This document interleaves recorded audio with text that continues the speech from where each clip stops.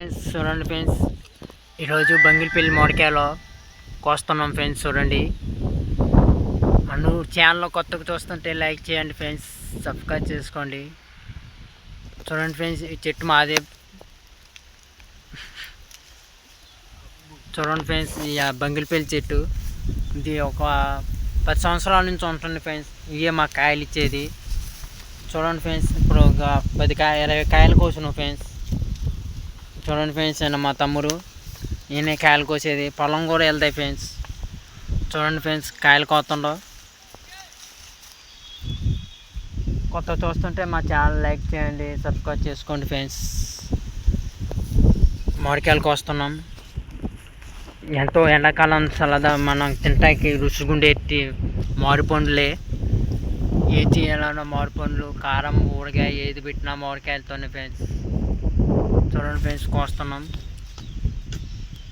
చెట్టు చూడండి ఫ్రెండ్స్, ఒక 10 సంవత్సరాల నుంచి వస్తుంది ఫ్రెండ్స్ చెట్టు.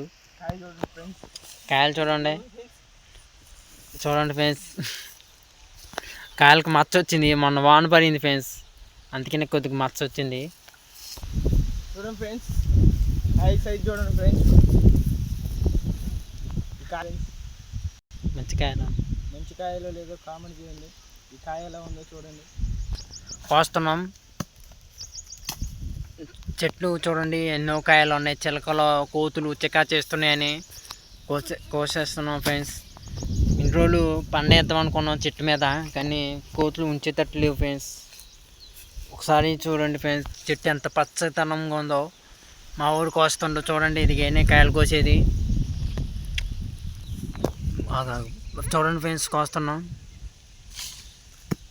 మిస్ అయింది, కొద్దిగా మిస్ అయిపోయింది, గుండు మీద పడేది ఫ్రెండ్స్. చూడండి ఫ్రెండ్స్, కోస్తున్నాం.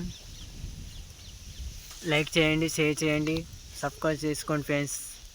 మన యూట్యూబ్ ఛానల్ కొత్త చూస్తుంటే లైక్ చేయండి ఫ్రెండ్స్. చూడండి ఫ్రెండ్స్, కాయ పెద్ద సైజు. ఓకే ఫ్రెండ్స్, సరే ఫ్రెండ్స్,